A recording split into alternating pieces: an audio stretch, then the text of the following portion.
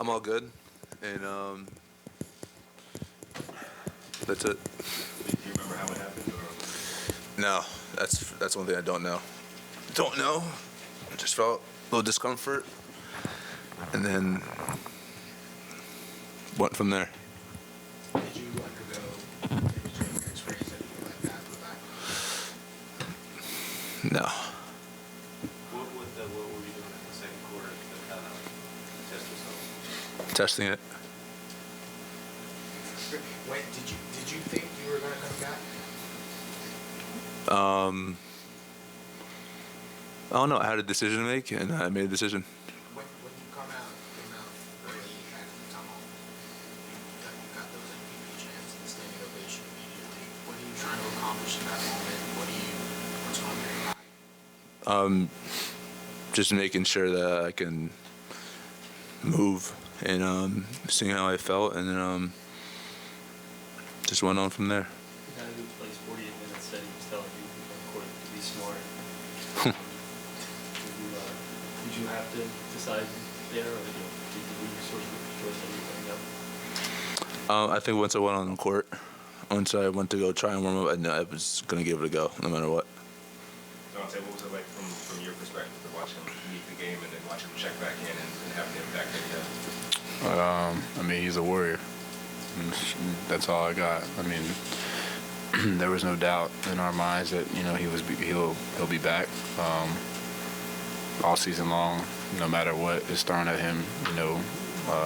Injury bug or whatever, he always bounces back. And we knew the severity of the game and everything, so we knew everybody had confidence he was coming back. Donte, you guys all season have had some terrible injury luck as a team.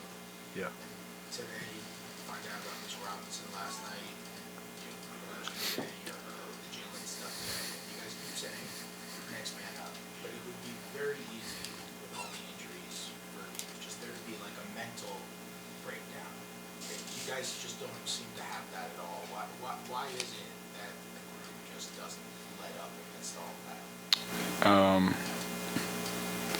I think there's a blueprint here that Tibbs has laid out, and no matter who's on the court, everybody follows that and doesn't go outside of themselves. So no matter who's in the game, we know what we're looking to get, and any game that we play, as long as we defend and we rebound and we have low turnovers, we can win any game. And that was the mindset tonight.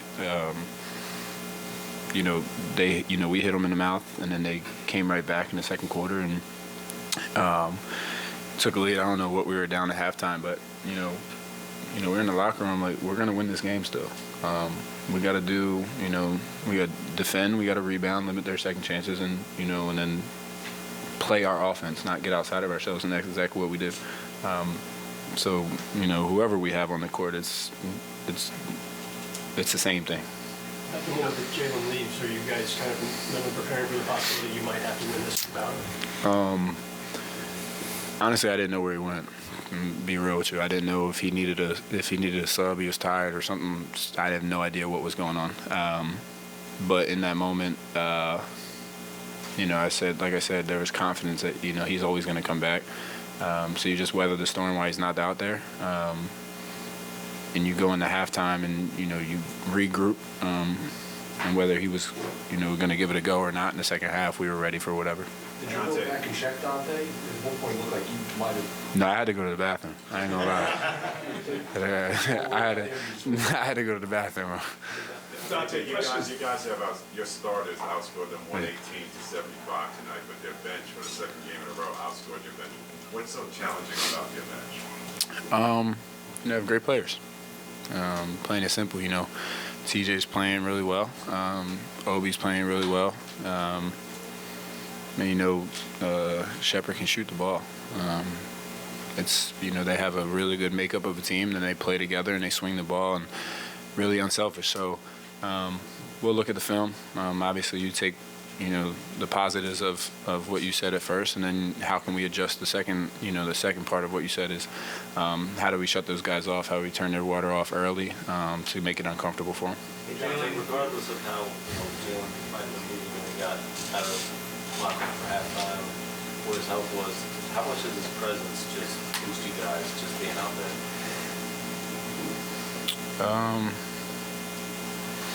I can't stand Jalen. It's like, nah. No, when he's out there, there's a level of calmness. There's a level of, we'll get the right shot every single time. And there's, the level of confidence from everybody that, we have him, on the court with us, and everybody can settle down and, play their own game. Jalen, when you're coming back out there after halftime, is there any hesitation? Is there a play where you're like, okay, you know what, I got this, I'm good? No.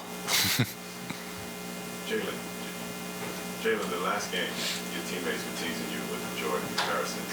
It took 54 years to Willis Reed coming out. Have you gotten some jokes in that yet? Yeah. It already happened in the locker room. Prefer not to comment on it. There was actually a lot of confusion when you came out and then stayed out for the rest of the half, just because you seemed to be in pretty bad discomfort earlier before you came out.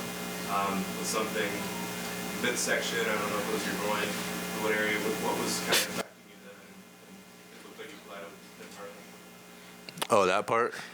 I mean, he hit me pretty in a place where it's not really comfortable, so. But that wasn't it. But, yeah, that didn't feel too great. Did you hear the cheers and the MVP chants when you came back after halftime? Yeah, definitely. And, I mean, this place has been nothing but special for me, so I appreciate everything they do. It was really cool to hear, but I just knew I had to get my mind in the right place to figure out how I was going to attack the second half. Is it hard not to get emotional in that moment? Sorry, what? Is it hard not to get emotional in a moment like that? Yeah, sometimes. I don't think I wasn't emotional in that moment, but there are times when the crowd is pushing you, and you feel the love and everything. So it definitely was emotional that night when they named All-Star, but I was just focused on making sure I was good to go. I know during the game you're locked in, but I mean, are you aware of all the kind of the history that's sitting around you with Reggie courtside, and obviously a lot of Knicks alums courtside with our King, Spree, all these guys? Are you guys feeling that at all? Do you feel a little bit of the connection to kind of the history? Having now that obviously the Knicks legends around, it's special, and it's really cool to see. They come out and show support, and it's not just one game. They've been to a lot of games, and they're not just sitting there drinking and having some popcorn. They're up yelling and screaming it into the game. So it's really cool to see those guys there, and we definitely appreciate it. OG is obviously such a big part of what you guys do defensively. To lose him and find a way to win, what did it take to I guess, fill in for him, and then what's it going to take if he can't go because of his hamstring? We're just sticking together no matter what the situation is, no matter what's thrown at us, no matter what's a disadvantage for us. We're going to stick together, and that's just the thing that we always harp on for each other. Donte, you guys were switching a lot on Halliburton in the roles. You put Isaiah on Halliburton a lot. It seemed to work well. Like Miles Turner even get a 3 out of pick and pop all game.